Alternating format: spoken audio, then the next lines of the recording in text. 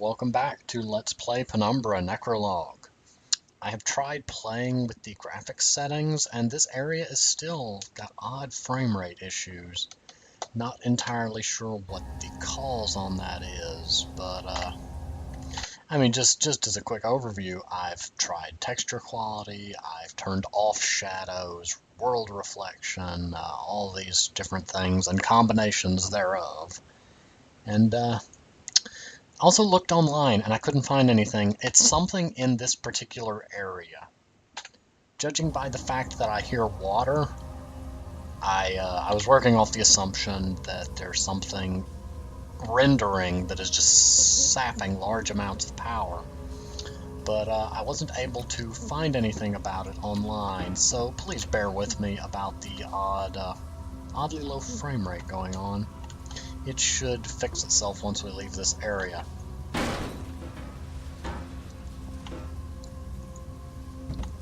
Oh, there's something. A cable. Really? I'm honestly, yeah, the jittery frame rate is a little bit bothersome on my end as well. I mean, I spent a lot of years playing games with a low frame rate because I had to use an integrated graphics card and a laptop. Had a computer with a good graphics card but low maximum RAM, and a laptop with a lot of RAM and a good processor but an integrated graphics card. So I kind of had to deal with frame rates. I was in kind of an odd position there. One computer had the graphics but not the power. One had the power but not the graphics. So I'm used to things running on low frame rates, but it does impact the ambience slightly. And I hope that's not too bothersome for you. You know, I'm running a computer with two graphics cards, cross-fired, 16 gigs of RAM, and an, I believe, i3 processor. So I should not be having frame rate drops with this, but we'll see. Okay, maybe that fixed it. Something's happening.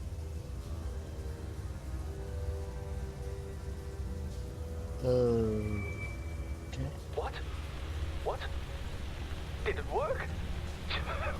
Hooray! I managed to do it. I hope they will not find about it sooner than needed. Philip, hi. Brace your companion, who, despite all the hardship, does not break the thread of friendship. Wait a second. Just do not worry and do not drown in your own poop. You've helped me twice, and I will not deny you my help, my friend. You can think of me as your guardian angel, saving you from the clutches of demons and reapers of justice. Your guests are circulating like the juice inside trunk of consciousness, and the shadows are taking roots in its foundations. But I'm sorry, I cannot talk very long. I've only got 3 minutes to get out of here. Goodbye, pal. Man, I passed out. Well, I assume that to be red. Hey, can anyone hear me? We've come to save you. We found that someone survived on the station. We'll try to fight for your lives. My name is Julia Kwan. I'm an operator, and I'll report you of our movements whenever I can. Stay in touch. Something's not what it seems. Oh, I can see your words gently tickling your ears. But wait. Don't you think that you've gotten yourself in a very stupid situation? For once, I agree with you, Clarence. You've got a virus inside you which can make everything out of you. And you decided to go to your fellow apes. Do you want them to scare them away? And don't you afraid to be tied and thrown on the operating table, and I'm starting to mess around with your brains till they understand that they were wasting your precious time on you? They'll do it. And I take care of it if you suddenly forget that the Uncle Clarence prefers to live away from the menageries with foolish, undisciplined macaques. Okay, both of you, stop speaking gibberish. One minor complaint, the writing for the original Clarence and the original Red was a fair bit better. Clarence didn't speak in so many muddled metaphors.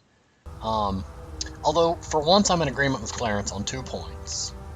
One, if Philip is infected, then going to other people will infect them as well. And 2, I'm betting things are not what they appear, because we know Red is dead. We know that because we saw Red burn before Philip was infected, so that could not have been Clarence's influence. 2, on the theory that everything since then may or may not be what it appears,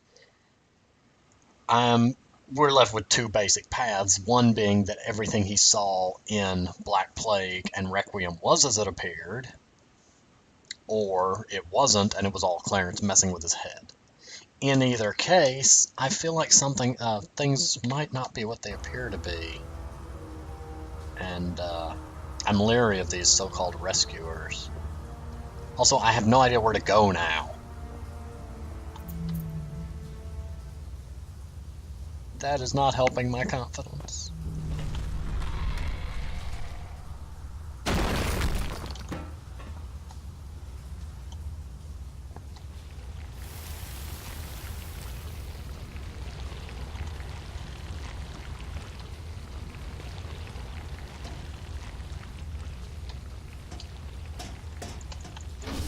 I don't know what's going on, but I'm going through this door.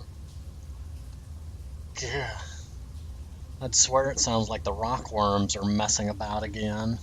And with the frame rate issues in that area, don't help my confidence.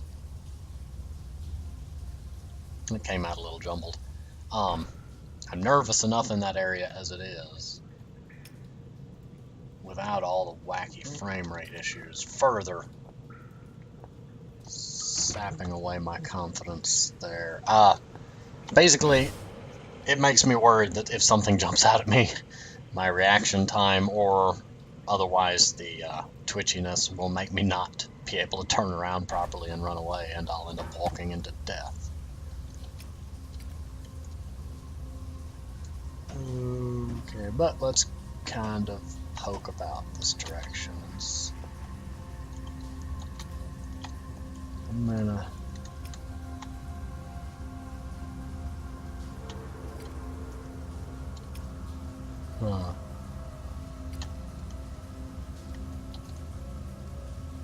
There was a room out here I couldn't go into that I find myself... itchy. Find myself curious if any of that racket might have dislodged. Nope. Given that there may or may not be an infected in there, though, I'm not at all bothered that the door is shut, and am going to barricade it a little bit better. I can at least make sure that if he comes busting out of that door, that he'll have a heck of a time pathfinding through it. And a chair on top. No, a cherry on top.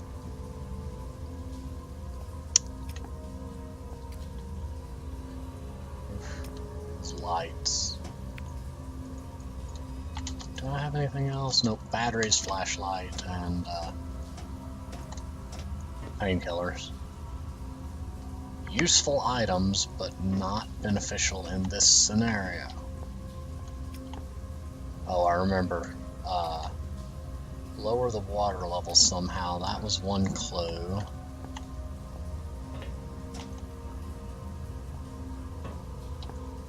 Ugh, and the lights in this. Well, that enforces my theory about there being a rockworm tunneling about out here.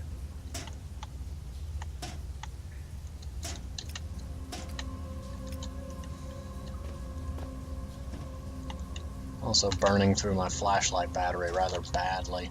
From what I remember, one of the remarks I read about this game was that the flashlight batteries are harder to find and they drain quicker.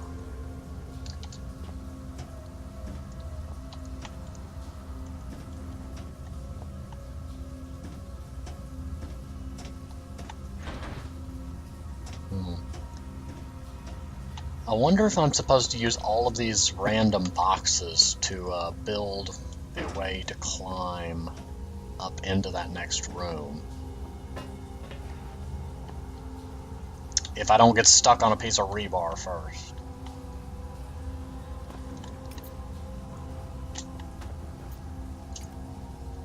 Ah. Oh, he just climbs right up. That's, that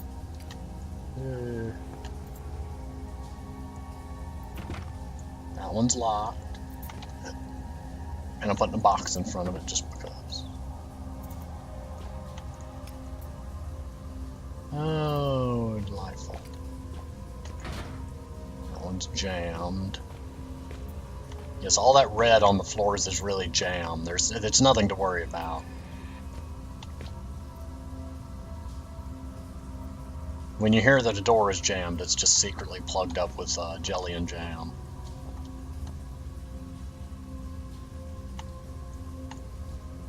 Oh, and this door opens outward, so I can't barricade it.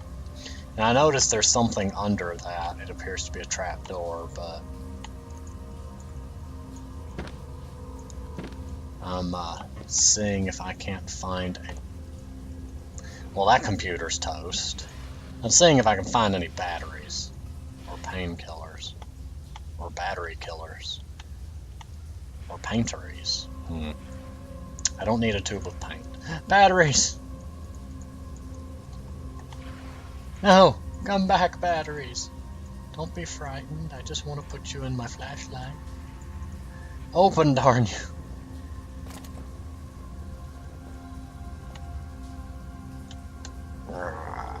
Oh, it's so heavy! Oh. Up! You're heavy too, clearly. There we go. Well, nothing off the top of my head looks like it wants to kill me. No, I was gonna close that. I bet this is that door I couldn't open.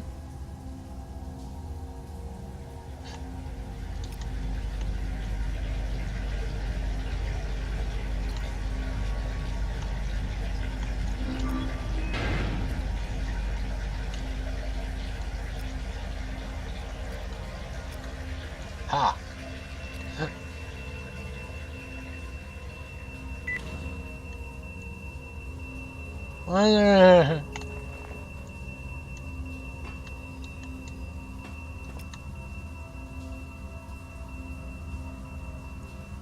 That blinky red light really worries me.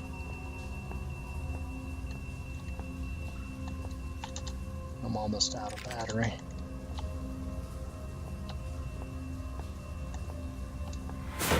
Oh, for the love of all that is holy!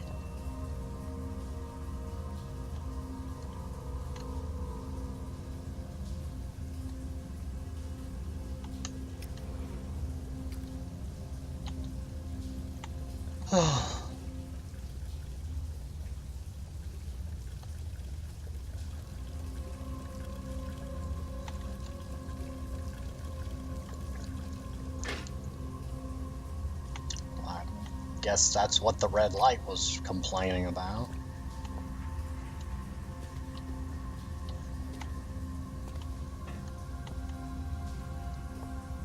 Oh, that made my heart rate double.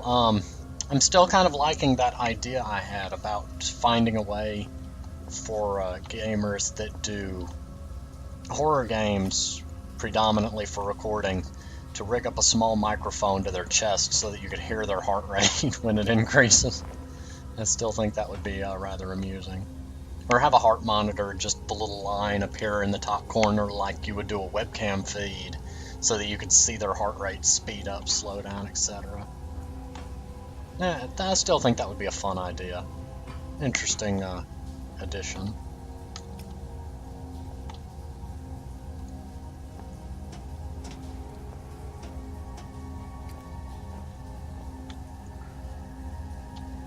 But how did I not lower the water level?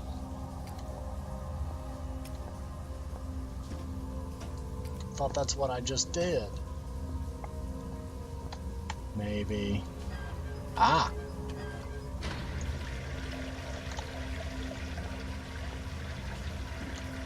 Did that drain this water? Haha!